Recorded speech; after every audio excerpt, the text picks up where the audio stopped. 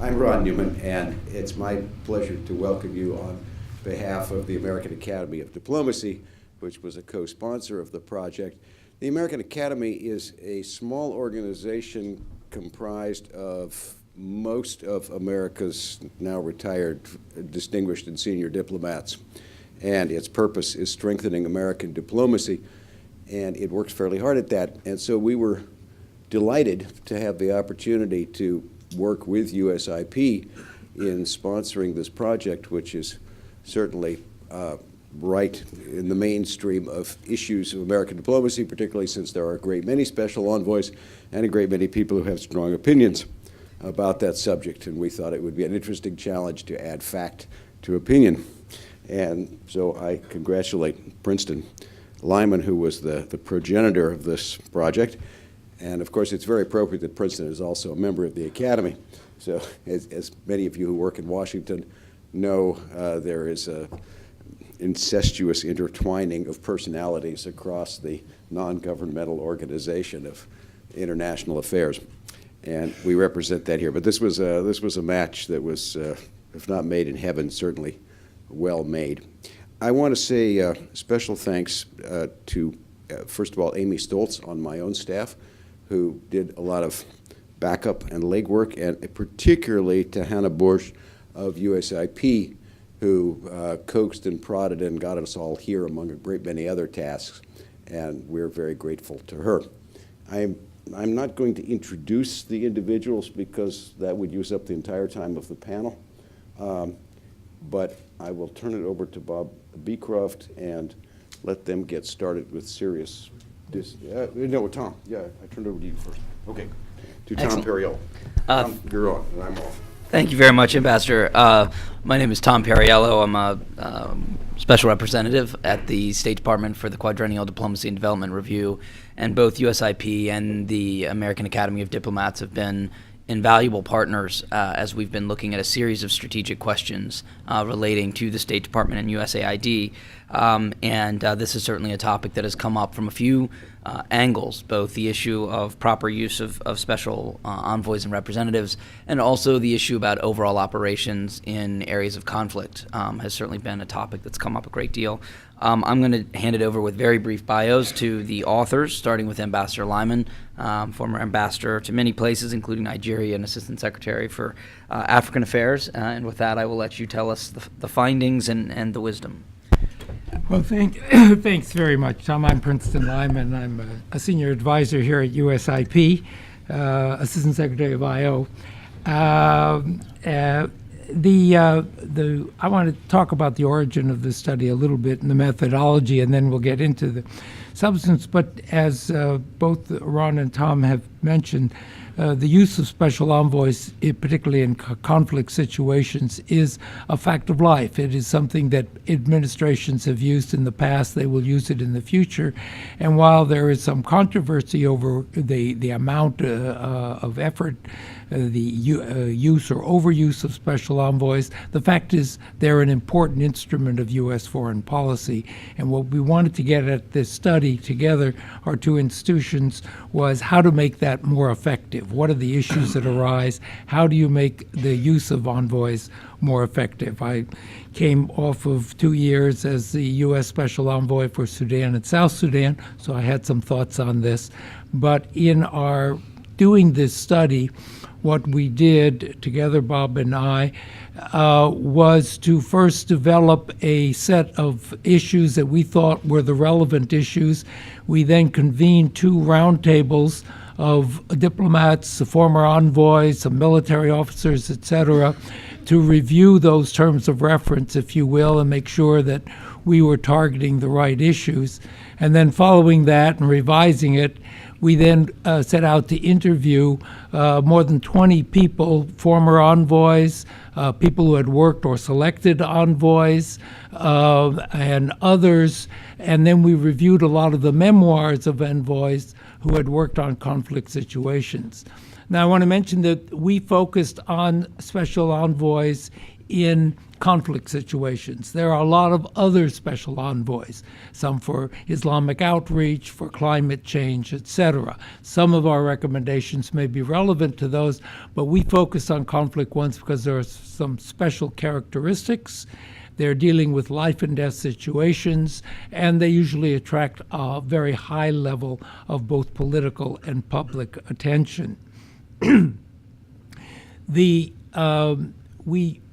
After our interviews and our review of memoirs of several of the envoys covered a lot of conflict areas, from Northern Ireland, the Middle East, the Balkans, South Asia, and several situations in Africa. So we tried to reach out and get a perspective from people dealing with these issues over more than one administration and in various parts of the world.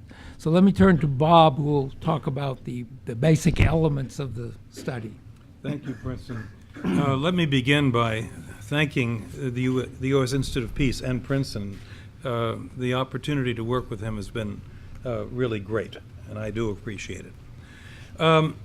Just touching briefly on the structure of the report and what we tried to cover. And I served as Special Envoy to the Bosnian Federation at the end of the Bosnian War, just a little under 20 years ago now. I later went back to Bosnia as ambassador and head of the OSCE mission. We began by looking at purpose, empowerment, and policy authority. What this means in brief terms is, what's the mandate? Is it broad or narrow? Is it clear or vague? Are the goals evident? And we looked at a number of cases. We then looked at empowerment. What's the authority that the Special Envoy has or wishes that he or she had? What is the relationship to foreign governments? And what are the relationships with the U.S. government? After empowerment, we turn to policy authority. What is the role in policy formulation that the Special Envoy has or does not have? What are his or her channels into the decision-making process? The next issue we looked at was dealing with what we called unfavorables. Sometimes it's the Special Envoy's responsibility to deal with people that the U.S. government ordinarily would not touch with a 10-foot pole. But when you're in an immediate post-conflict situation, these are the people who are still relevant, and the question is how you define the relationship with these people and how much you tell Washington about what you're doing. I dealt with some later indicted war criminals in Bosnia, but it was necessary to get past the conflict. We go into that in some length. Then there's the issue of structure and turf battles. Exactly what kind of team can the Special Envoy put together, if any? Where is the Special Envoy going to be working from?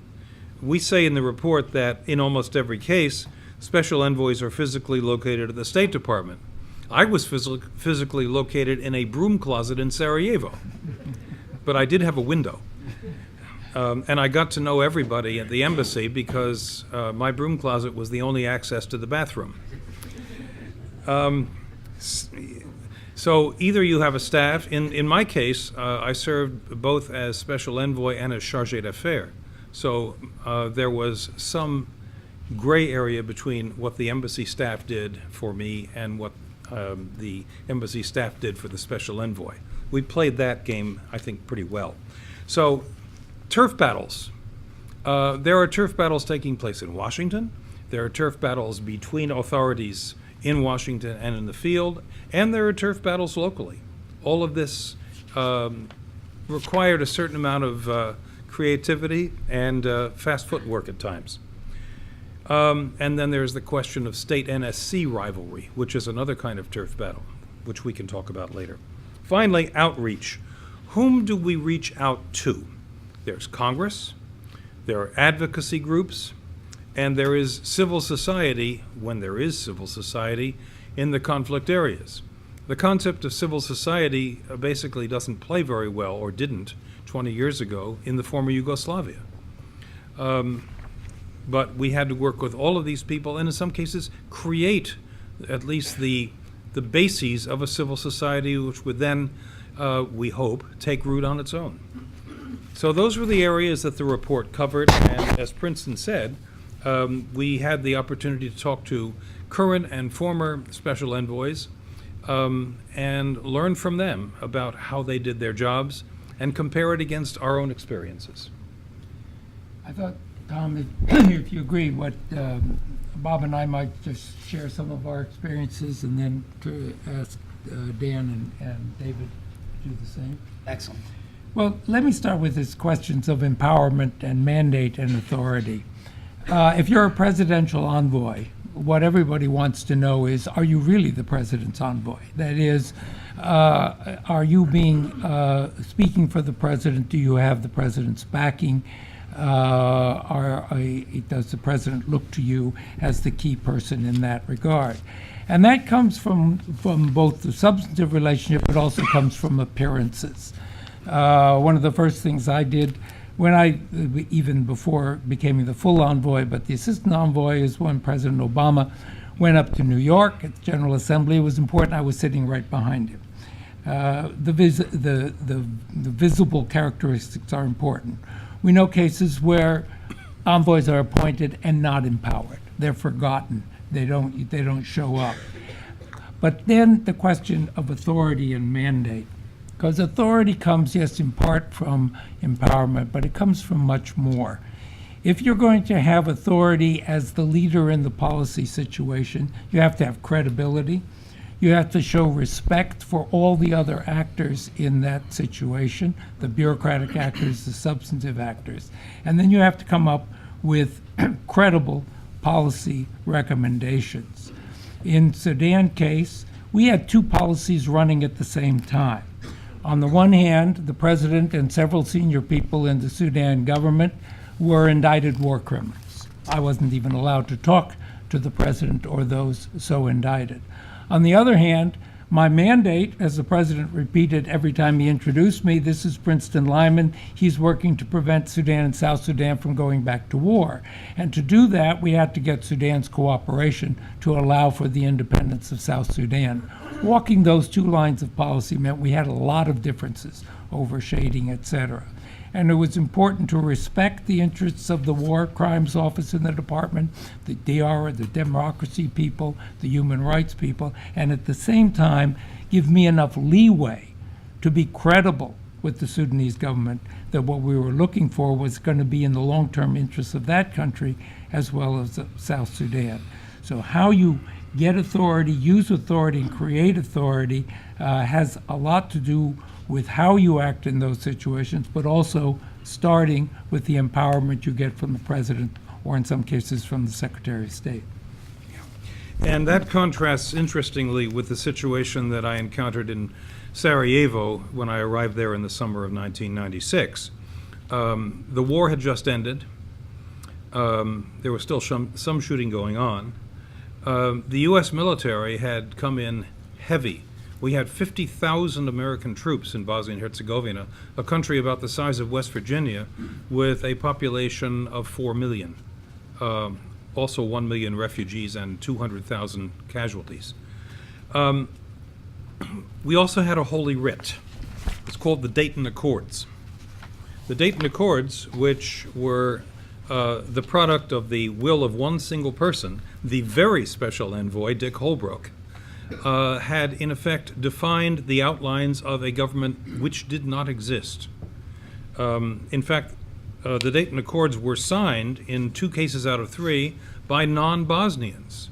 They were signed by Slobodan Milosevic in Belgrade and Franjo Tudjman in Zagreb. The only Bosnian to sign them was the Muslim Bosniak leader, Alija Izetbegovic. So basically what we had done was given ourselves cover because the neighbors signed it, but we didn't want to deal with the local war criminals, at least as a government. I, however, was in a position where I dealt with indictables, as we called them, all the time. And a number of them were later indicted and ended up in The Hague, which in most cases was a richly deserved location for them. But in other words, we had a structure, we, the United States, we, the so-called Peace Implementation Council, which was the US, plus Canada, plus the European Union, plus Russia and Turkey representing the Organization of the Islamic Conference, to put together a country which did not exist. And so we didn't have to worry much about purpose.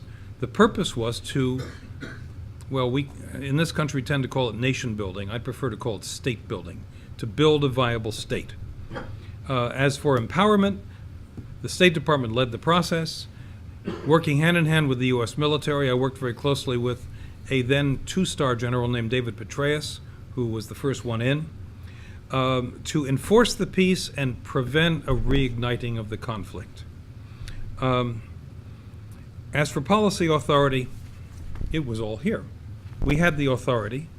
Dick Holbrooke called the shots from Washington and once a month would come out to Sarajevo and scare everybody. But we worked together very well, and I was his man on the ground and spent my time shuttling between mainly the Croats and the Bosniaks, that is to say between the Catholics and the Muslims, and then when I became chargé as well, added the Serbs to the list of people to shuttle to. There was a jawboning exercise because there was no resistance. We called all the shots. Very different. Let me talk a little bit more about this question of dealing with what we call unfavorables. It's one of the chapters in the report that I think is one of the most important. There are risks in dealing with people who are either indicted or war criminals or in some cases terrorists, and it is important to weigh those risks and have an understanding of whether it's worthwhile or not to engage. So it's not necessarily the thing to do in every case. I was not allowed to speak to the president of Sudan. It clearly limited to a large extent our role in the situation. I reserved the right to ask for that policy to be reviewed if I felt it essential. I never reached that point because there were risks in opening that door. But I think it had to be an issue on the table. There were others out there who were also indicted that I found it necessary to be engaged with. And that comes to another question.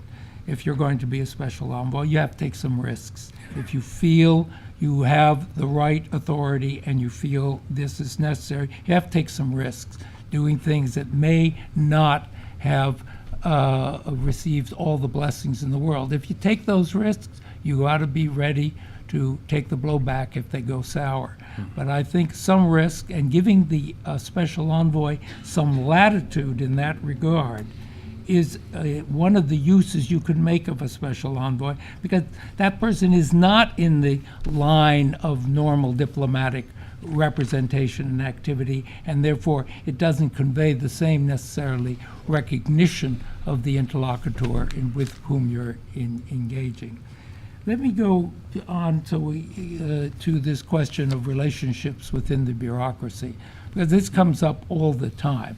And one of the most sensitive areas with a special envoy, especially a presidential one, but even sometimes a secretarial special envoy, is the relationship to the Department of State, to those mechanisms that are there all the time dealing with that conflict and our diplomacy, and particularly the regional assistant secretary and the regional bureau.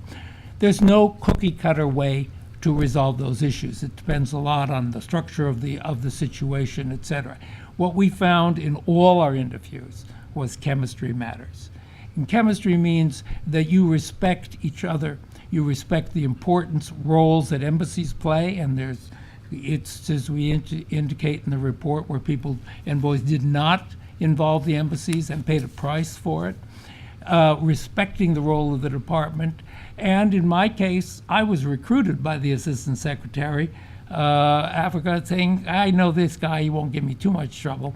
And we worked very, very closely. The other thing that we were able to do at the request of the department was actually to help in the state White House rivalry over who controlled Sudan policy. And after we made it clear, I made it clear that I wasn't going to engage in that very much in one side or the other, the State Department said, well, then would you coordinate our representation at the NSC on these issues, which I did, and that facilitated the State Department's role with the NSC, and I worked very closely, of course, with the Assistant Secretary. It's important that that relationship be understood, that it has inherent rivalries, but they can be overcome if people really make an effort to do so. Again, an interesting contrast. In the case of Bosnia, there was little NSC or White House direct engagement. I think it's fair to say that President Clinton had hesitated to engage in the Balkan Wars until the events of the summer of 1995, Srebrenica, and the bombing of the market in Sarajevo. At that point, it became the first television war, and we saw a whole lot of Christiane Amanpour all the time. The consequence was that there was pressure to, quote, do something, unquote, and that's when Dick Holbrooke got the players together at Wright-Patterson Air Force Base in Dayton, Ohio. So the objectives were basically defined by Holbrooke and his people. He was the Assistant Secretary of State for European Affairs.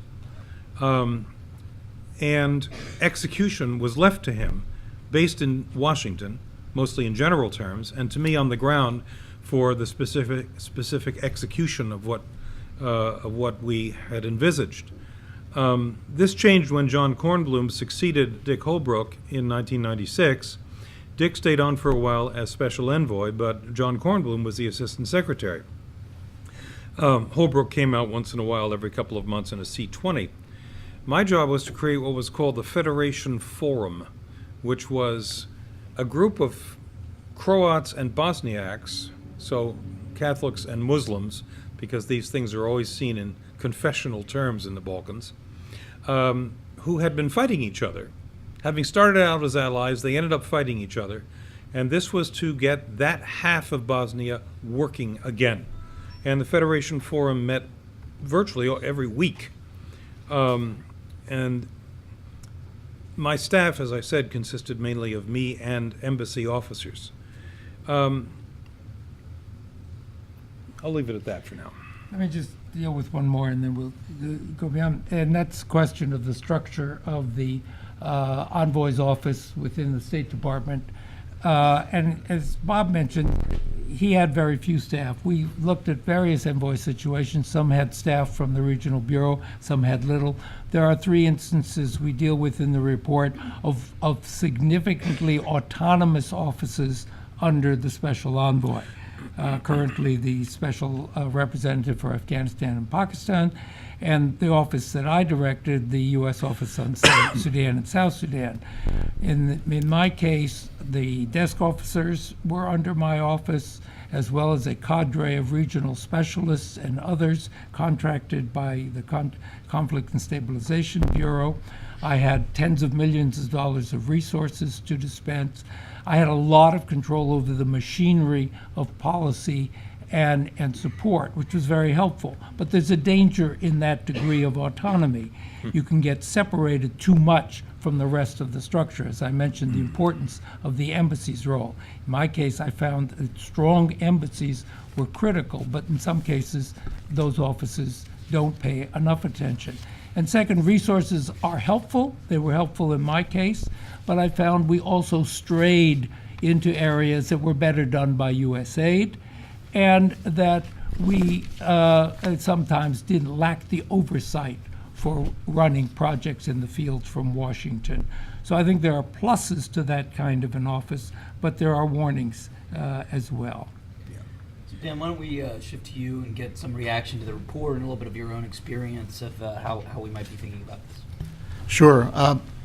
First of all, this is a very important report, and I want to commend USIP, Princeton, and Bob for giving us something to work with that's now organized and very well structured. It raises the issues that need to be thought about, and in a sense can provide a guide path for an administration thinking about deploying an envoy. What it also needs to do, however, is to stimulate case studies, because what we've had today even are two examples of successful envoys, but they're successful in part, I would think, because both of these gentlemen came up through the system. They were both experts before being appointed envoys. They were experts in the areas and the fields that they were asked to focus on. They had experience in the field, and they knew how Washington and the Department of State and the interagency system worked. That has not always been the case in all of the conflict situations where envoys have been appointed, as suggested in the report itself. And so therefore, a series of case studies on the way envoys worked in different situations could be quite helpful. As some of you know, I spent most of my career in the Middle East, particularly focused in the Arab-Israeli conflict area, ambassador to Egypt, ambassador to Israel, and I saw 15, count them, 15 envoys over the course of about 30 years. And if you review the names of those envoys, you're talking about what we would call an all-star list. Roy Atherton, Bob Strauss, Saul Linowitz, Don Rumsfeld, Jim Leonard, Watt Claverius, Maury Draper, Richard Fairbanks, Dick Murphy, Dennis Ross, Tony Zinni, John Wolfe, George Mitchell, Martin Indyk, and now Frank Lowenstein. Now, you would expect with this kind of a lineup, if we're using our baseball analogy, that the scoreboard would look pretty good. But the scoreboard actually shows no hits, no runs, and lots of errors, which suggests that this is one of the case studies which needs to be undertaken to find out whether or not it's the idea of an envoy in this situation, or the individual selected as the envoy, the conflict itself, or the criteria that the report has suggested.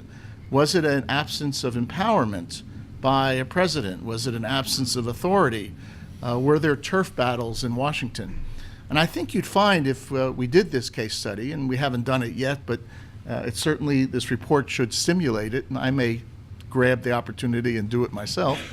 I think you'd find that there are a combination of factors at play here that suggest that even some of the smartest and most senior people selected for this job were not necessarily the right choice and not necessarily the right choice for this conflict.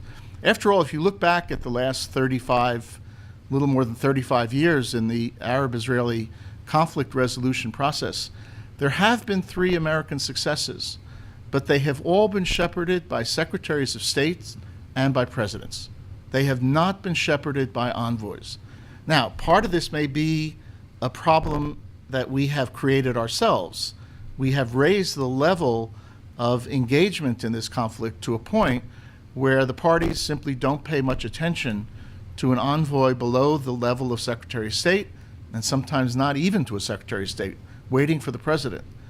And that may be a major factor at play in the Arab-Israeli conflict. But it also suggests that context, specificity, and I would add, and I want to say this carefully because we're talking about smart envoys, understanding of nuance and details.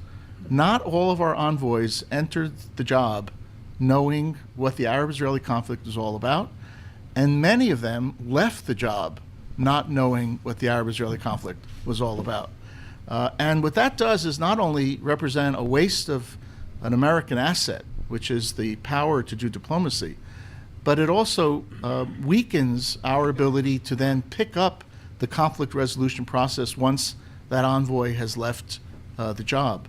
I had an experience when I was serving as ambassador in Israel. We had an envoy who was appointed to monitor the compliance of the parties with the roadmap. I can mention his name, John Wolfe. He is a senior State Department official who was asked to drop his job in political military affairs and come out for a few months. And John was a strong diplomat, but had no background at all in the Arab-Israeli conflict and no background at all in trying to resolve the Arab-Israeli conflict.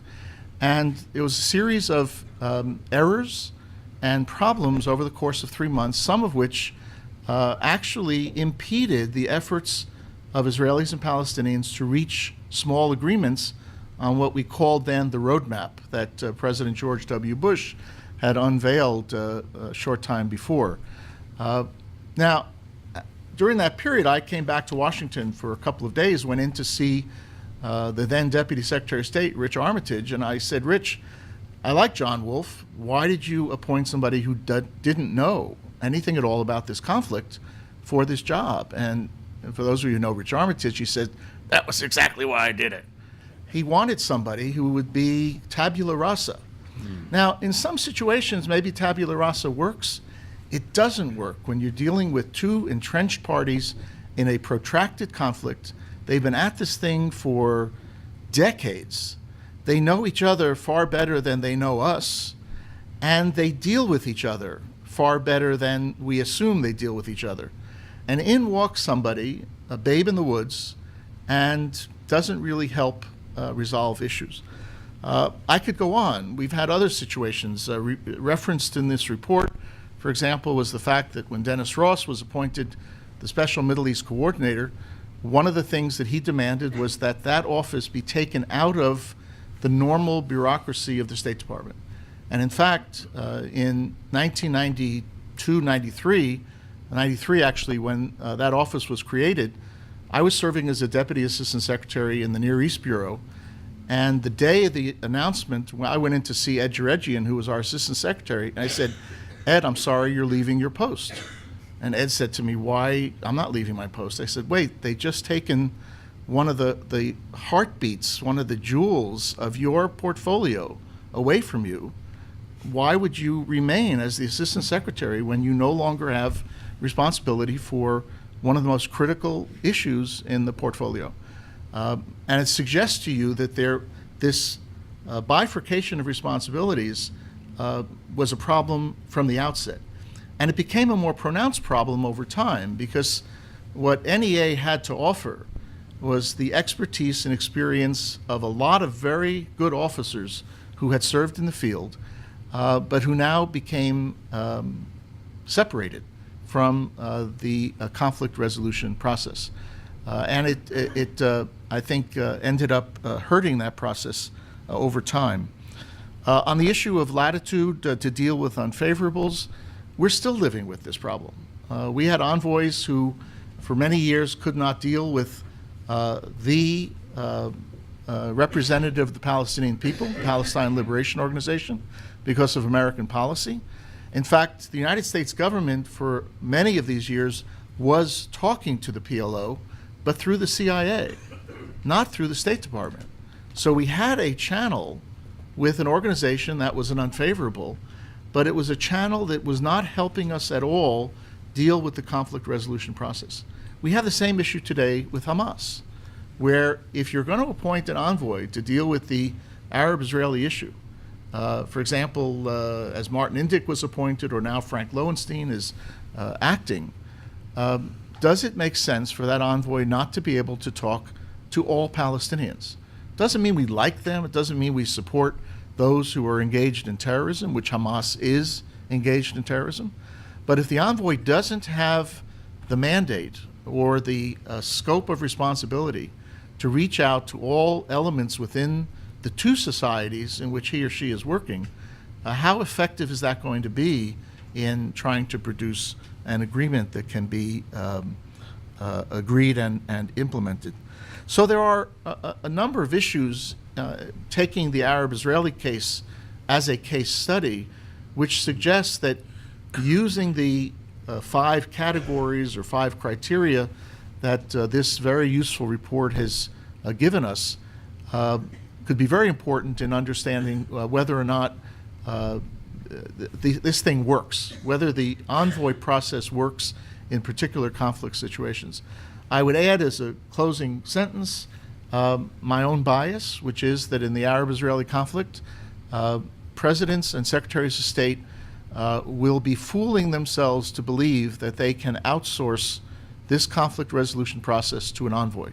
That doesn't mean that the secretary has to run out to the region every week or two. May want to comprise a team of his own experts to pursue this. But we've created a situation in which Arabs and Israelis are waiting to see that the president and the Secretary of State are engaged in that process, and an envoy is simply not going to substitute for the presidential power and the Secretary's prestige. Thank you. Thank you.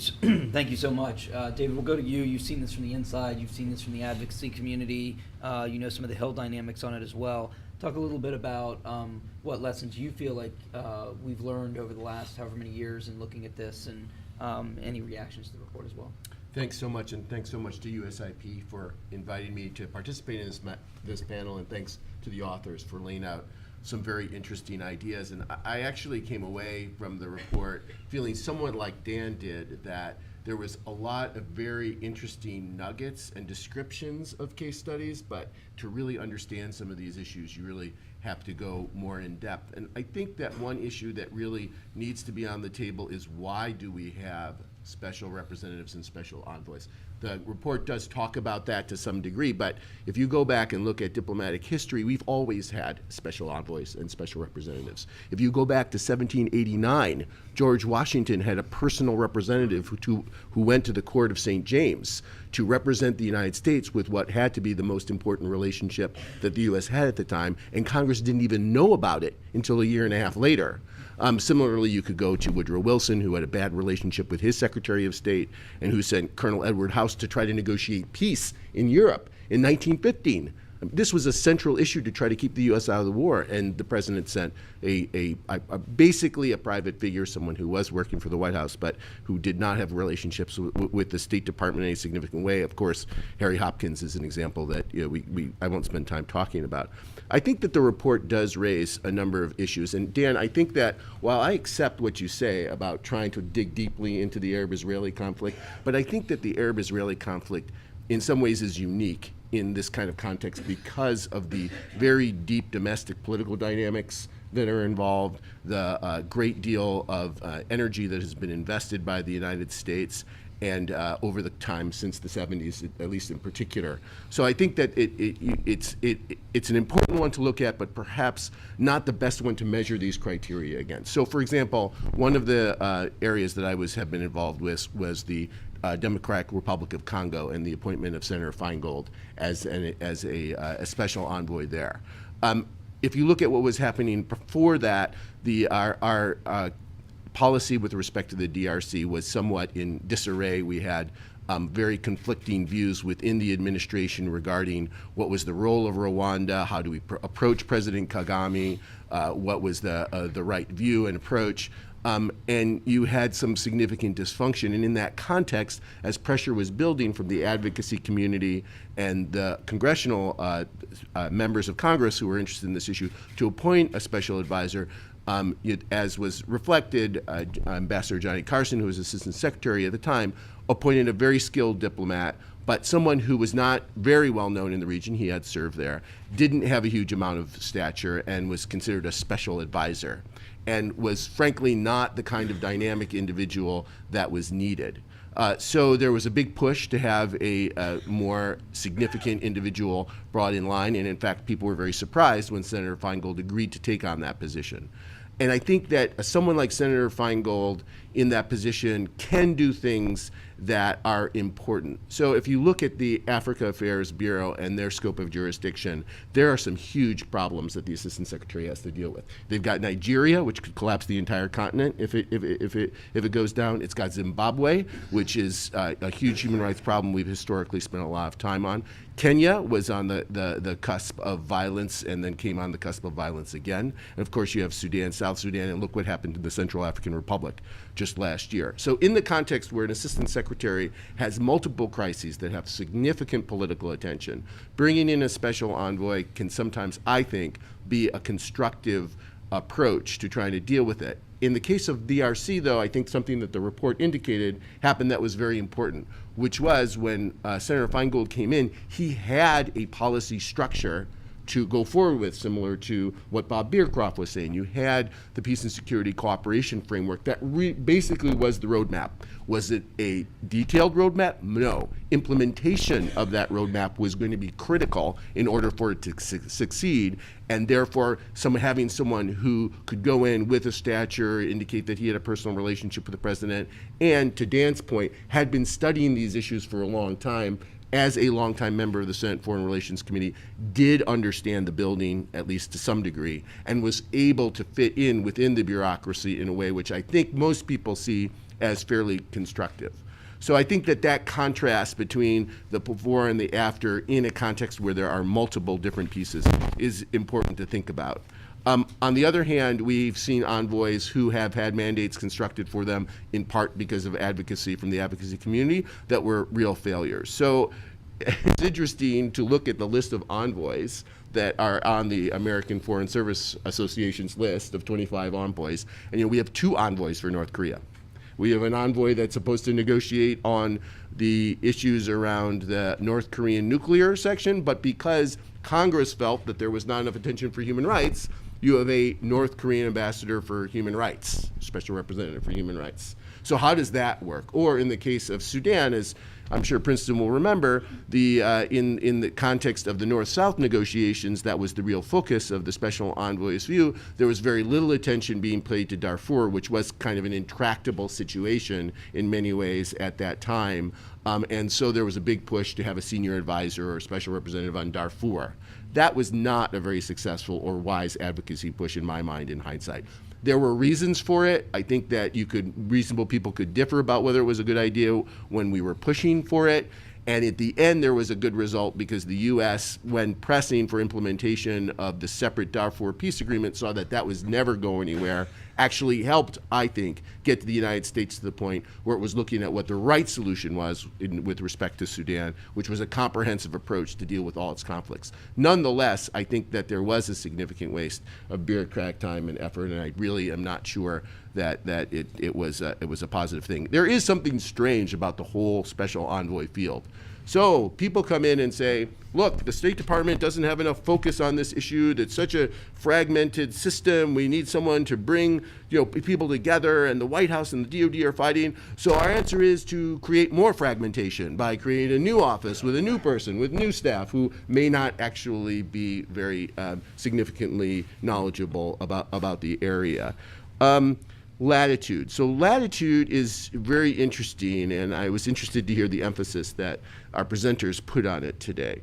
I think that there's a challenge, or there's an internal tension in the paper about this. So if you believe that the only way to have an effective envoy is to have someone who's really empowered, who's someone seen as important, who's sitting behind the president at the meetings, and who has the policy authority, then how is it that they're really outside of the chain of command or outside of the political challenges that can be faced if they meet with the unfavorables? And I think that this points to a challenge that I think goes very much, I agree with Princeton in his analysis that there's a risk-reward issue here.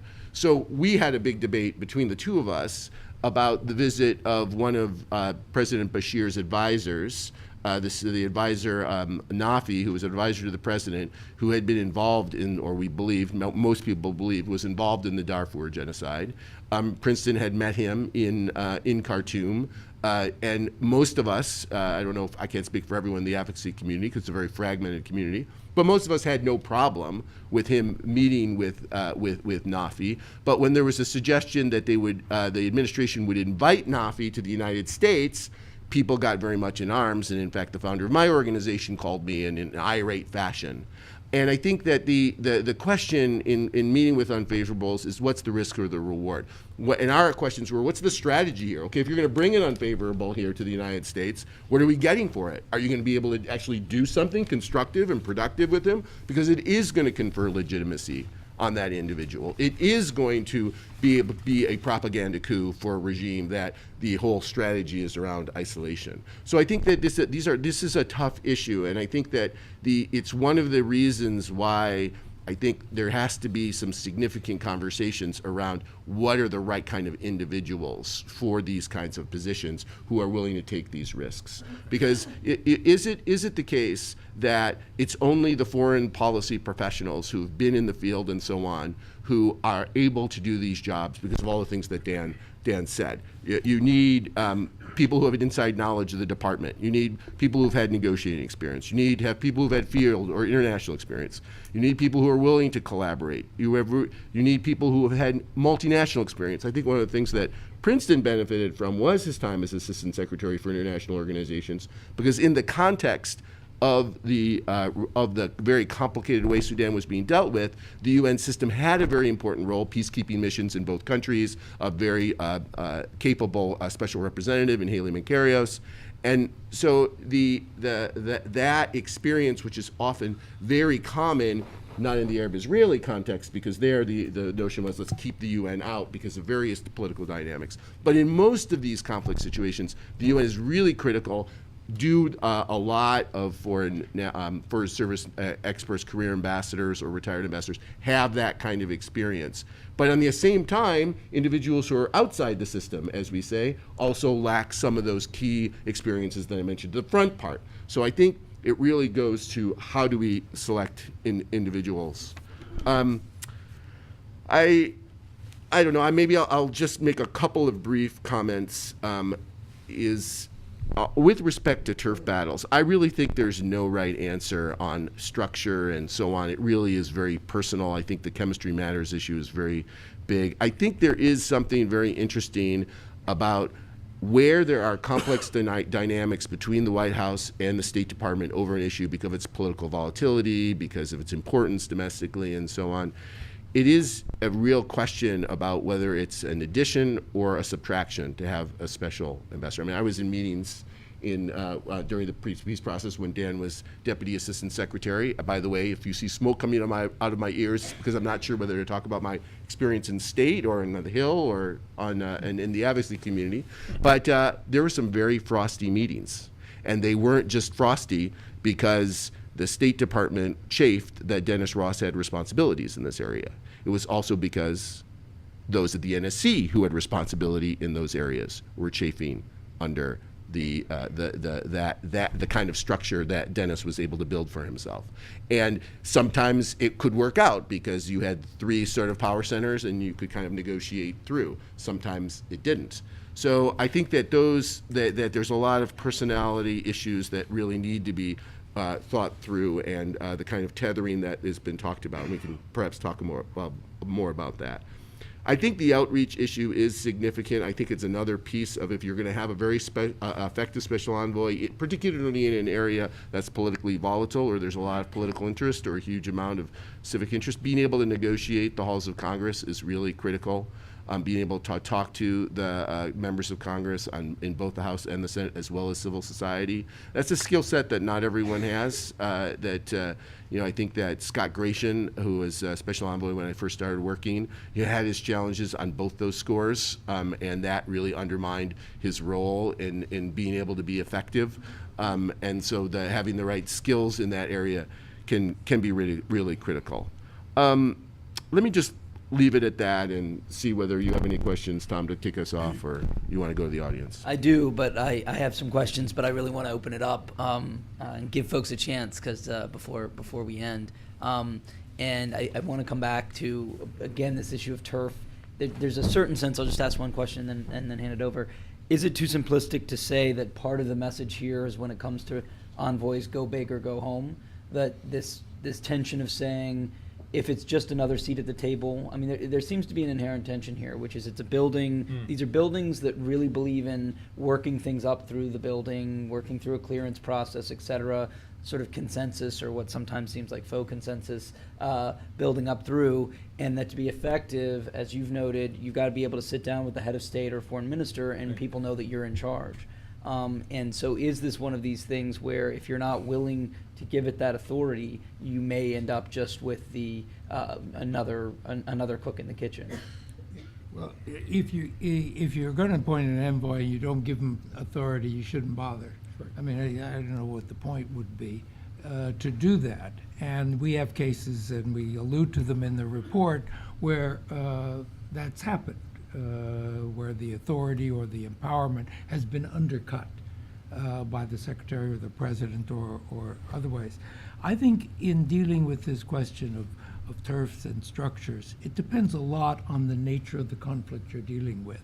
In the Sudan case, the issues on the ground bilaterally were as integral to the peace process. In other cases, that isn't necessarily the case. So in the Sudan case, I found it very valuable that the desk structures and the outreach to the ambassadors was coming through from my office. But there may be other cases where that is not quite the case, and that the Bureau's support to the envoy is sufficient. So I think one has to look at that in terms of what is the nature of the conflict and the mandate. Yeah, I would go along with that. I mean, my experience was that the European Bureau played a very big role in the post-conflict situation in Bosnia, for example. And that was fine. Secretary of State was comfortable with it. The President and the NSC were very comfortable with it. And as I said before, we had a clear roadmap on what we were supposed to be doing there. And it was a situation in which the United States largely called the shots. So in that situation, it was more executing a policy, but doing it on the ground and understanding the issues, and in effect building a country which didn't exist in 1996. Thank you. Excuse me. My question has to do with excuse me, out of the cold. So I'll make it very quick. Question has to do with Cuba and Iran. Do you think in those two cases a special envoy might work?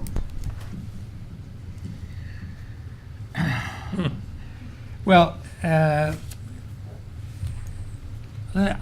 would get. I don't pretend to be an expert in those two areas, but I would have thought on the question of Iran, where you already have a major negotiation underway on the nuclear, that to have a separate envoy on the overall relationship probably gets in the way. But beyond that, or leading up to that, perhaps a special envoy might have been useful. A special envoy in Cuba might have been useful beforehand, but now that we are in the process of establishing a regular structure in diplomatic relations, I'm not sure that that would be necessary. Well, I would just underscore what Princeton said. You're talking two different types of issues. The Cuba issue seems to me is a Nixon-China question. It's reversing a many decades-long policy, and so in a sense, there had to be not only complete coherence in how you're going to run it, but the policy issues really do need to be run out of the White House until the point where the president has now announced the change, where it can enter into a more normal building of a diplomatic infrastructure. With Iran, and we're still in the middle of that, you've had so far an interesting case study of the utility of multiple tracks that are very well integrated at the source. You had the professional negotiations through the P5+1 that were proceeding along a certain track, and you had a secret channel also run out of the State Department by the Deputy Secretary of State, Bill Burns, with White House involvement, and the two were connected at the hip. So if we did our case studies, this might prove to be one of the most efficient uses of a variety of envoy types, but it would also, I think, prove the idea that you need people with the experience, the expertise, and familiarity within the system to be able to maintain that integrity of the effort. Just let me put a punctuation point on that particular comment, because I think it's something that we haven't talked about. There was a special envoy for Cuba. It just was an unnamed National Security Council official until we found out about it. I mean, that's what happened, is that they ran it out of the National Security Council. Right. There was obviously some coordination with the State Department, and Secretary Kerry was involved, but in terms of some of the key meetings that were at sort of the operating level, it was really the NSC that did it. I think that the Iran example, I agree with Dan. there was a special envoy for Iran. His name was Bill Burns. He was within the system. He was not named. He had, all the authority. He had the undersecretary for political affairs also backing him up. We had a huge amount of senior attention there. And I think that it was an effective model that you have to look at. I just don't think that every situation in which the U.S. can make a real difference can have that kind of involvement from senior officials. But I think it's a really important case. And you see this in other cases. I think that one of the warnings that is in the paper is about just don't do something because Congress says you should do it. That you really need to look at how you do it. But I think there is a way of dealing with those issues through the double hatting concept that is mentioned in the paper. So, for example, in our China relations, of course, Tibet always gets short shrift. That is the nature of the U.S. relationship with China. Isn't that there aren't people who think it's important, there aren't people who are working on it within the U.S. government, but it always gets short shrift. So the U.S. Congress said there has to be a special coordinator on Tibet. What did the Bush administration do when that happened? They appointed Paula Dobriansky, the Undersecretary of State for Global Affairs, as the special coordinator for Tibet. And I think that did help both politically for the administration as well as internally to say, yes, we need to think more about these issues and how we deal with those issues. So I think that kind of fusion approach is something that is useful to consider. There has to be a decision taken at the outset. Is the special envoy, especially when it's a publicly known envoy, there for symbolic purposes or to actually do stuff? Would you concede that there can be some value in the symbolic? Depends on the situation. Yeah, but it's also somewhat deceptive to your international interlocutors. You're pretending to have a stake in it, and you're going to deliver something, and you really don't have the support behind it to do so. It highlights an issue, but I've known people in that situation, and I describe it like as walking naked into the jungle. I mean, you're out there with nothing behind you, and I don't recommend it. Princeton, there is a reality show about that. So, Tom, with a little bit of diplomatic experience in the back to ask. Tom, if I could just add one thing to Princeton. When the 2006 Lebanon-Israel war broke out, I was asked to go on CNN in one of those cases where they had 4 little boxes, 4 talking heads, 3 from Congress and me, and the 3 from Congress were all very upset that we had not appointed an envoy to solve the problem. And when they got to me, I said, I don't have a problem appointing an envoy. I first would like to see what our policy is. And it kind of struck everybody as strange that we would ask that question.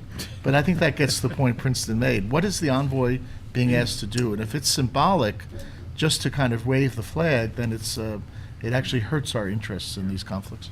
Well, I may address the Congress question, but we'll go with this question first. Yeah, thank you, Tom, very much. Tom Pickering from Hills and Company. I just had 2 brief points and question. One is, I'm very supportive of the idea that Dan Kurtzer raised, that you've now opened the door. I think it's an excellent report, but it's very clear that there is a next level, if I could put it this way, of understanding and indeed of detail. It would be enormously valuable as this process goes ahead, and particularly in the area of conflict resolution, and I would strongly second, and I think that the rest of you up there are probably tilted in that direction. The second question is the broader question. For a number of you have slid into the question of envoys who are not there to deal with conflicts, as we understand the word conflict. And they raise a different sort of set of situations, some of which are very much parallel to what the report is considered, and some go beyond that. And some of them, I think, transgress a number of the lines that you have drawn that in some ways would be very useful. And so I raise the question, isn't it time now for somebody, whether it's the Institute of Peace, the Academy of Diplomacy, the QDDR process, contracted people from outside, whatever we want to do, obviously paying attention to the knowledge to do that. In many ways over the years, there was a process in the State Department of being light on these kinds of people and often gathering them up to create a new bureau. And in some cases, the absorption of these people into the structure was the natural element of what had to be done. If people think the State Department wasn't paying attention, and wanted a special envoy. Over a period of time, we probably needed a bureau with deep experience working in the subject rather than what I would call attention light factor of the special envoy. There is also finally the question of how does the special envoy relationship, particularly in conflict resolution, accord with the rest of our policies? You've touched on some of that in the natural conflict, if I could put it this way, between the functional bureaus, particularly those that deal with democracy and human rights, and some of the more difficult questions that arise in conflict resolution. But I'd be grateful if you would address the two questions, the broadening question to other special kinds of appointments, and the other question of how and in what way do special envoys have to take care and attention to look at the rest of U.S. foreign policy and how it fits into the context in which they work. Thank you. Well, I hope you will comment on it from your work on the QDDR in particular, and you know, we didn't try to take on the whole envoy question because the conflict ones had special characteristics. But Tom, you're putting your finger on a problem, because if you looked at the number of special envoys, and it's almost the same from one administration to another, you're talking about 25 or more special envoys, and if they're all supposed to report to the Secretary of State, you realize in addition to all the regular structures, you really have an unworkable structure. Counting the Secretary had probably 80 direct reports. Yeah, so it's not bad to put these some of them under a structured bureau, and therefore have an undersecretary who's handling more of that. And I think we have to be very careful about the proliferation into areas that, again, sometimes become more symbolic. And I think it deserves more attention. On the conflict with other policies, this is very important. We tried to deal with a little bit Richard Haas's experience working on Cyprus in relationship to our relationship with Turkey and NATO, and we touch on that in the report. I experienced it in needing the cooperation of Ethiopia, absolutely critical to our policy, but we had other issues with Ethiopia over democracy and human rights, and balancing that with the rest of the U.S. government, and those are legitimate concerns. These aren't illegitimate when you're running up against it. Was a challenge, and we had to work it out and find out where the balance should be. But those happen all the time, and that's where you need a policy process that will get at those, address it, and come to an agreement. I'll just give you one quick example. Sorry. We needed a tough police peacekeeping operation in the area of Abyei. The UN had failed there, and the only ones we could go to were Ethiopia. Now, you know, for people who had all these other issues with Ethiopia, my God, you're giving them one more thing that we are dependent on them. But we worked it through. We looked at it. The secretary and everybody was involved and said, look, the balance is right. We need them. So you have to go through a process and assess it. I'll just say something briefly about thematic envoys. I think it's a great point, and I was left thinking about whether I should talk about thematic envoys or not. I decided not to because of the focus of the paper. But I think it's a challenge. If you look at the 25 envoys alone who are on the AFSA page, you know, they're for all kinds of different things. We were very much, I come to this issue in the context of the human rights issues, where the Bureau of Democracy, Human Rights, and Labor, which some would challenge shouldn't exist in any case, and there should be part of the thematic piece of every regional bureau. But they themselves were very upset about the fragmentation of the various human rights issues, and for example, the Office of Religious Freedom or the Trafficking Office, which is something that I know most about. And I think that it's difficult because Mike Posner used to complain to me that he would come to New Delhi, and the first thing that the ambassador would complain about was that damn trafficking office, and why were they creating such problems? And it was unable to talk about his agenda. At the same time, if the trafficking office didn't exist, I wonder where the human trafficking, modern slavery issue would be on his talking points with the ambassador, like never mentioned. So, I think that this is the kind of challenge that has to be worked through and thought about, and I think that it's tough, and you probably have to look on it a case-by-case basis to try to figure out what's the right answer. And I agree with you that we should broaden this conversation to try to figure out when it makes sense and when it doesn't. So a couple of quick comments, and I appear to be losing my voice somehow in the middle of this panel. I'm just so moved by the wisdom. One, I think to pick up this theme of case studies, we actually thought about doing the QDDR on a case study model. It's really much more effective and useful, I think, from the outside than from the inside. There is a tendency for every after-action report to say nothing went wrong, everything was perfect, nothing to see here. And these are really only useful if we're going to be honest and really even getting willing to talk about individuals, because I think there can be a tendency to not want to criticize folks. And if we're going to learn from this, and this is something we're looking at with QDDR, how do we become more of a learning institution at state, where you are more capable of taking some risks if you understand that if things don't go right, it's an opportunity to learn and be better the next time. And this is, of course, the essence of what we preach in terms of entrepreneurship and innovation in the private sector. It's not about succeeding 100% of the time. It's about taking risks and having them pay off over time. And we know all the reasons in terms of, we don't know all the reasons, but we know many of the reasons in terms of internal bureaucracy, in terms of how the Hill reacts with, and the media often with gotcha kind of things. If you're basically trying to manage against failure instead of manage for success, it is a deadening environment, and we know we still attract the best and the brightest into these institutions. But how do we do that? And I think that being able to get more comfortable inside and out with case studies, and being able to say, yes, this was the right thing to try. It did not work out, but here's why it was the right thing to try. Here's what we learned from it. So we're really trying to look at that. I want to echo on the policy issue. I mean, something I wrote some about when I was in the think tank world before I came in, so it's a matter of public record. You look at something like Syria emerging for that first year and a half, and structurally speaking, you not only have a state NSC and all the other equities, you have something that's smack dab between NEA and EUR. You have Jordan, Turkey, and Israel and Lebanon all having slightly different attitudes towards this.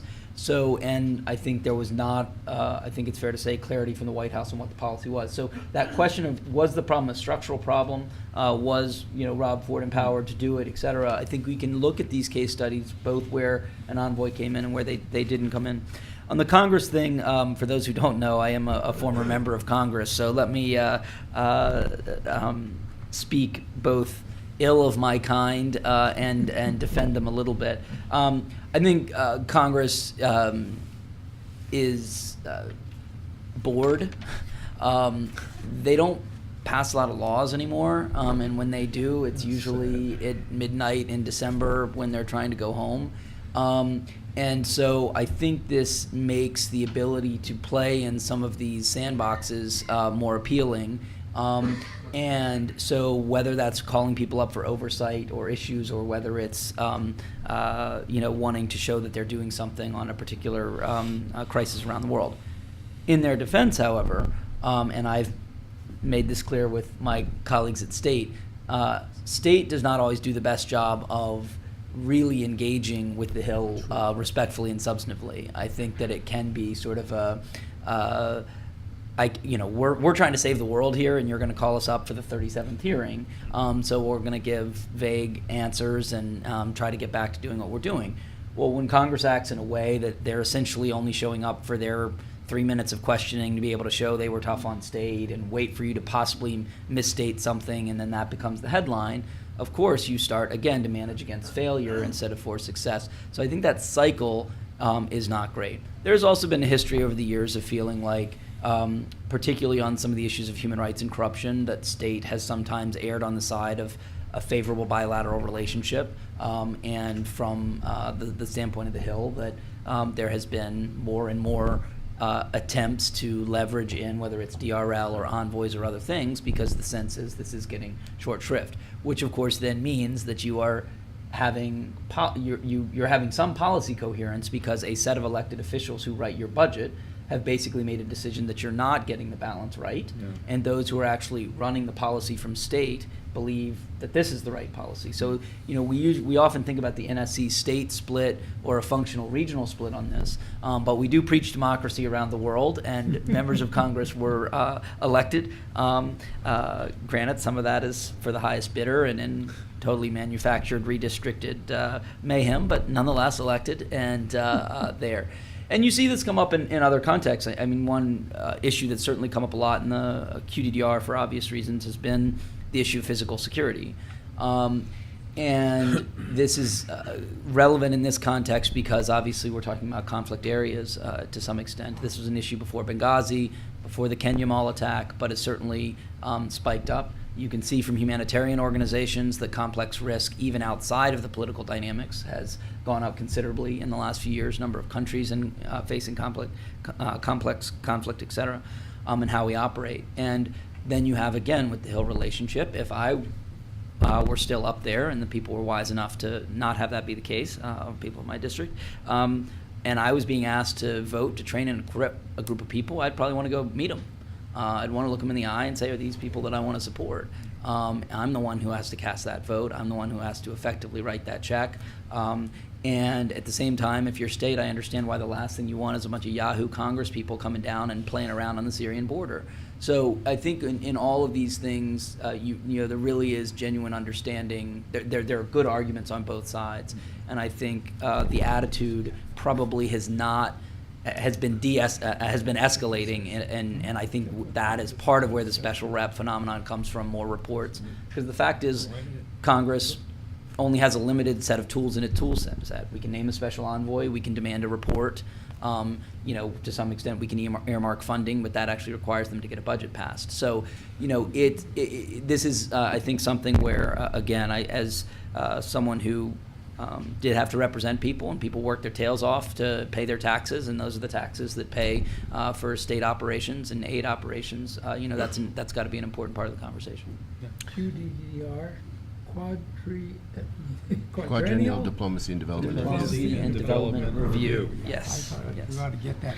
I will say, Tom, just to push back a little bit, I do think that there is an opportunity for a special envoy. I think one of the things that Princeton could talk about was he had good relations on the Hill, he had good relations in civil society, and you can make those places a force multiplier if you use them in the right way. And I think that a lot of times with an assistant secretary, even a deputy assistant secretary, which we haven't talked about, deputy assistant secretaries are effective special envoys. Some of these smaller cases, it might be good to talk about that at some point. But there are a lot of issues with an assistant secretary that a particular member has that they want to raise with them, that they want to talk about their own pet rock. And a special envoy can go up and talk to members of Congress. And they do travel, they can reinforce messages. And so there is utility that can be done. And I think you're right, that sometimes state doesn't always use that in the most effective way. No, and I will echo that. I find it surprising that more chiefs of mission don't see every special rep as an opportunity. It's an opportunity to bring someone in. You can get press coverage. You can get meetings with civil society. You can emphasize an issue. In a world where government-to-government traditional diplomatic contact is less and less the whole equation, and how things play out in the media, how they play out in social media, I do think there is an opportunity to use each one of these offices and say, hey, and the ambassador to Sri Lanka did a lot of this, and saying, hey, I see 12 assets there that I can bring in and use creatively to push a message that I'm proactively doing. Now, that's different than when you've actually decided on a message in your country and then someone wants to come in and mess with that strategy. But these can be, I think, huge opportunities. So. I'd add one other point, and it cuts to your current work, and that is the State Department being decades behind in internal structural reform. As David said earlier in today's program, the tendency has been always just to add on additional layers, rather than take a hard look at the way the building is structured to do what we're supposed to do, so that if an ambassador feels that he or she is being bothered by the work that has been decided is important for policy, then it's a reflection both of the ambassador's failure but also of the building's failure.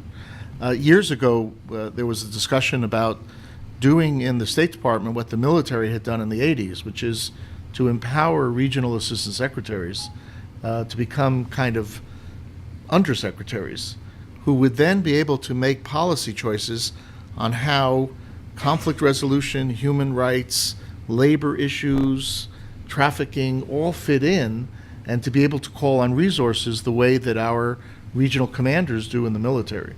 And I think until we start to take a look at that, we're going to be confronted not only with problems in the department, but problems with special envoys, because they, in a sense, almost need to proliferate when you haven't made basic policy priority choices. And that I think the connection between policy priorities and structure has not been looked at sufficiently. Let me make one. Go ahead. Did you consider the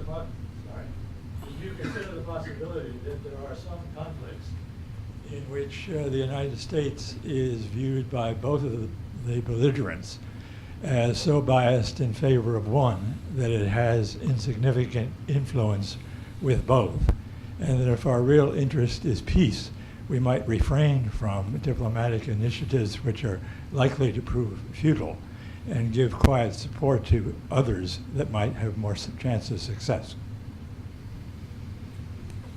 I'll let Dan talk about that in terms of the Middle East. To some extent, that existed in the Sudan-South Sudan situation, since there was a great deal of sympathy in the United States, in the Congress, in the administration for South Sudan's long wars and desire for independence, and problems on the other side with what had happened in Darfur, et cetera, in Sudan.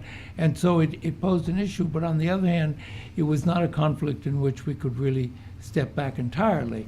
We did, in that case, in part because we didn't talk to the president of Sudan, rely as the principal negotiating body, the Africa Union's panel for this purpose, headed by South Africa former President Thabo Mbeki. So we did, in that case, need to, in effect, use our diplomacy in support of that process.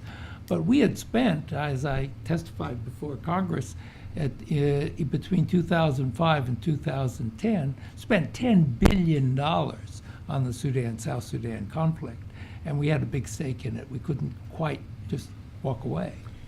On the Bosnia side, it was a different situation. Most of our diplomacy was aimed at other Europeans.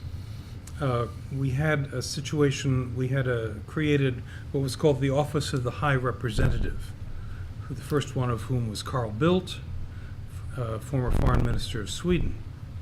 And our problem was not so much keeping the Bosnians in line as it was making sure we were more or less on the same page with the Europeans. And since that also involved Russia, that was at times very difficult. In the Office of the High Representative, people still called him the UN High Representative.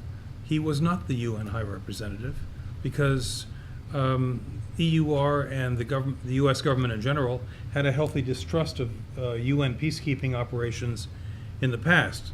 So it was intentionally kept separate from the United Nations and still is.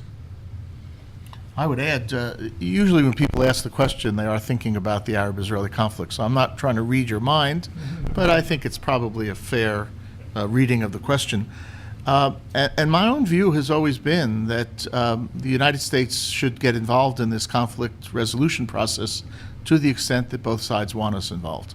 And the reality has been, even though we have a special relationship with the State of Israel that we do not have with the Palestine Liberation Organization, the reality has always been that both sides have wanted us to be at least involved, if not actually the primary third party.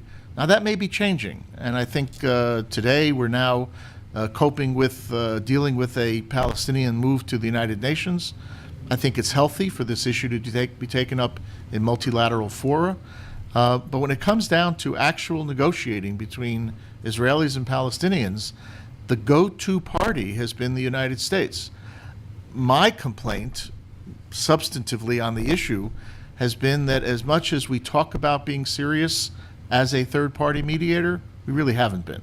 And we have a policy problem where we haven't imbued the Secretary of State or the envoy with enough authority and power to actually go out and do what a United States national interest would dictate our envoy trying to do. I want to give the authors the last word here, but I will say one thing in teeing that up, which is, I think that one of the things that I am hopeful about with special envoys and with the State Department in general is getting people, and this is going to sound a little cheesy, getting people excited about peace building. We are a war-weary country. You see that on the right and the left. I think the isolationist fever isn't as bad as it was a year ago, but people, I think it is an important moment for us to talk about diplomacy and development as part of the answer to the question, well, is there just going to be another ISIS 5 years from now or 10 years from now? Diplomacy and development is part of the answer to that in the context of individual conflicts and otherwise. In some cases, that can be the deputy secretary, it can be a DAS, but this is something where I actually want to capture the imagination of the American people a little bit, to believe in this. And I think there has been a tendency of, at state and aid, probably less so in aid in the last few years, that if your name is in the paper, that's somehow wrong, that you're not supposed to bring attention to yourself, etc. But we live in a world that actually can be in part about personality. I mean, Holbrooke wrote a book to end a war. People like me read it, and it had a huge impact on our lives, right? And that's not because he was a perfect man and everyone got along with him perfectly. It was about an aspiration in this way. And I think, one of the things we're looking at in the broader context that I think this can be a piece of is getting people excited about diplomacy. I've joked with the secretary that the state should have a Hollywood liaison, that all of my nieces and nephews know exactly or think they know exactly what a soldier and a spy is. They do not know what a diplomat is. Now, there have been some TV shows in the last year and some other things that have started to play that out. But I think, we want to look at case studies not just to learn from them, but we also want to celebrate. It's been the most enjoyable part of my job has been to go around and see amazing work that nobody ever hears about that our folks are doing every day in countries to try to build peace, to try to pull people out of poverty. And so, for me, I think this is part of getting better, and we got to get better. We got to be honest when things aren't working, but we also want to tell the story about the fact that to the American people that one of the things they support is this kind of effort. With that, I'll hand it to you all with our thanks for the report. You want to make? Yes. Just very quickly, Tom, I couldn't agree more. And peacemaking and conflict resolution is tough work. I mean, people wouldn't have gone to war if there weren't some very difficult issues at stake. And while I think the use of special envoys or senior members of the department so empowered is important, it really takes a lot of people involved to get this done. That's why the using the full instruments of the department, if an envoy doesn't do that, it's a mistake. But beyond that, the point about multilateral institutions and other allies, absolutely critical. And you have to be engaged and engaged heavily, and sometimes it takes a very long time. But I couldn't agree more that this is an area that the U.S. can invest a great deal more in, and I think will serve us very well in the future.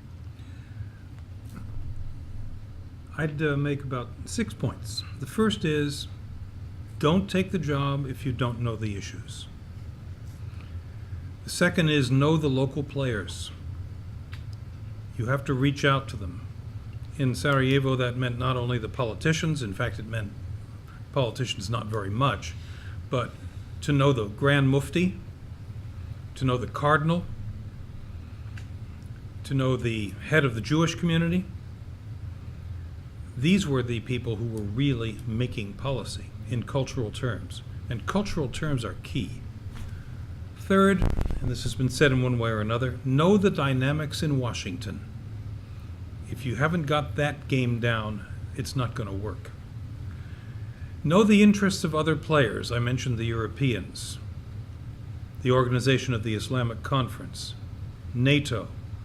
All of these elements have to be factored into the mix if you're going to do your job. know the limits of the possible. In the early stages in Bosnia, not much was possible except preventing starvation and preventing any more mass executions. And finally, take the long view. Ask yourself, how would I like this place to look in 10 years? And how can we get there? When I was in the Army, we had a sergeant who said, if you don't know where you're going, you're never going to get there. It's also true for Special Envoys. Thank you all very much. Thanks to USIP, and have a wonderful holiday. Thank you.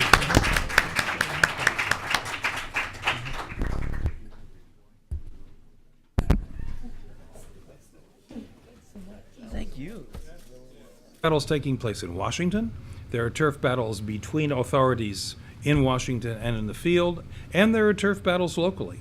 All of this required a certain amount of creativity and fast footwork at times. And then there's the question of state NSC rivalry, which is another kind of turf battle, which we can talk about later. Finally, outreach. Whom do we reach out to? There's Congress, there are advocacy groups, and there is civil society, when there is civil society, in the conflict areas. The concept of civil society basically doesn't play very well, or didn't, 20 years ago in the former Yugoslavia. But we had to work with all of these people, and in some cases create at least the bases of a civil society, which would then, we hope, take root on its own.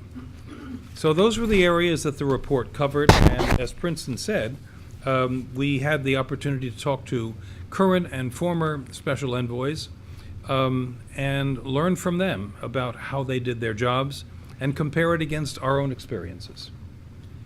I thought, Tom, if you agree, what Bob and I might just share some of our experiences and then to ask Dan and David to do the same. Excellent.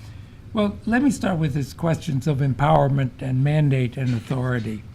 If you're a presidential envoy, what everybody wants to know is, are you really the president's envoy? That is, are you speaking for the president? Do you have the president's backing?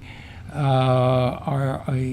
the president look to you as the key person in that regard? And that comes from both the substantive relationship, but also comes from appearances. One of the first things I did when even before becoming the full envoy, but the assistant envoy, is when President Obama went up to New York at the General Assembly. It was important. I was sitting right behind him. The visible characteristics are important. We know cases where envoys are appointed and not empowered. They're forgotten. They don't show up. But then the question of authority and mandate. Because authority comes, yes, in part from empowerment, but it comes from much more. If you're going to have authority as the leader in the policy situation, you have to have credibility. You have to show respect for all the other actors in that situation, the bureaucratic actors, the substantive actors. And then you have to come up with credible policy recommendations. In Sudan case, we had two policies running at the same time. On the one hand, the president and several senior people in the Sudan government were indicted war criminals. I wasn't even allowed to talk. I want to talk about the origin of this study a little bit and the methodology, and then we'll get into the substance. But as both Ron and Tom have mentioned, the use of special envoys, particularly in conflict situations, is a fact of life. It is something that administrations have used in the past. They will use it in the future.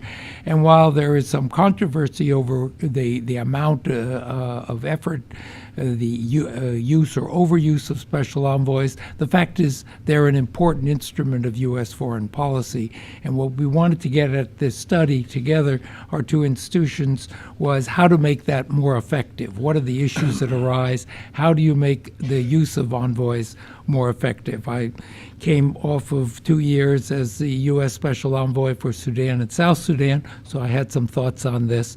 But in our doing this study, what we did together, Bob and I, was to first develop a set of issues that we thought were the relevant issues. We then convened 2 roundtables of diplomats, former envoys, some military officers, et cetera, to review those terms of reference, if you will, and make sure that we were targeting the right issues. And then following that and revising it, we then set out to interview more than 20 people, former envoys, people who had worked or selected envoys, and others. And then we reviewed a lot of the memoirs of envoys who had worked on conflict situations. Now, I want to mention that we focused on special envoys in conflict situations. There are a lot of other special envoys, some for Islamic outreach, for climate change, etc. Some of our recommendations may be relevant to those, but we focus on conflict ones because there are some special characteristics. They're dealing with life and death situations, and they usually attract a very high level of both political and public attention. After our interviews and our review of memoirs of several of the envoys covered a lot of conflict areas, from Northern Ireland, the Middle East, the Balkans, South Asia, and several situations in Africa. So we tried to reach out and get a perspective from people dealing with these issues over more than one administration and in various parts of the world. So let me turn to Bob, who will talk about the basic elements of the study. Thank you, Princeton. Let me begin by thanking the U.S. Institute of Peace and Princeton.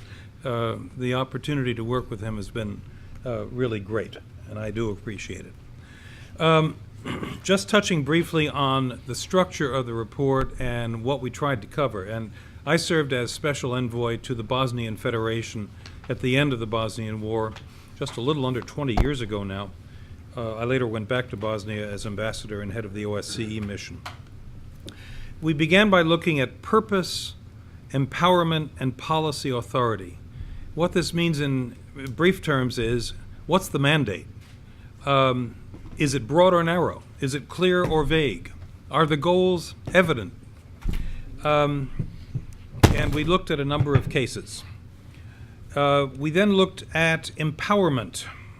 What's the authority that the Special Envoy has or wishes that he or she had?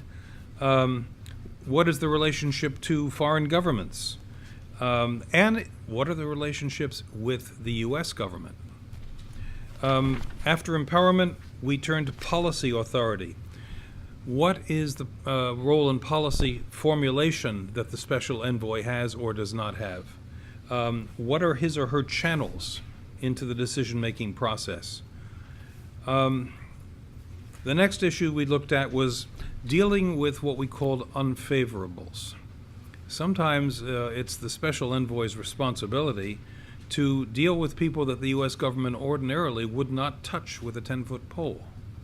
But when you're in an immediate post-conflict situation, these are the people who are still relevant, and the question is how you define the relationship with these people and how much you tell Washington about what you're doing.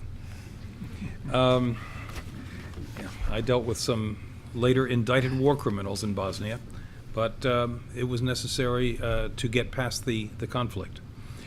We go into that in some length. Then there's the issue of structure and turf battles. Exactly what kind of team can the Special Envoy put together, if any? Where is the Special Envoy going to be working from? We say in the report that in almost every case, Special Envoys are physically located at the State Department. I was physically located in a broom closet in Sarajevo, but I did have a window. And I got to know everybody at the embassy because my broom closet was the only access to the bathroom. So either you have a staff. In my case, I served both as Special Envoy and as Chargé d'Affaires.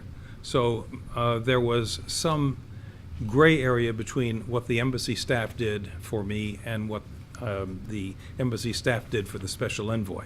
We played that game, I think, pretty well. So, turf battles. There are turf battles. To the president or those so indicted. On the other hand, my mandate, as the president repeated every time he introduced me, this is Princeton Lyman. He's working to prevent Sudan and South Sudan from going back to war. And to do that, we had to get Sudan's cooperation to allow for the independence of South Sudan.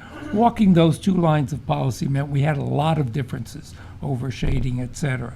And it was important to respect the interests of the War Crimes Office in the department, the DR, the democracy people, the human rights people, and at the same time give me enough leeway to be credible with the Sudanese government that what we were looking for was going to be in the long-term interests of that country as well as South Sudan. So how you get authority, use authority, and create authority has a lot to do with how you act in those situations, but also starting with the empowerment you get from the president, or in some cases from the Secretary of State. And that contrasts interestingly with the situation that I encountered in Sarajevo when I arrived there in the summer of 1996. The war had just ended. There was still some shooting going on. The U.S. military had come in heavy.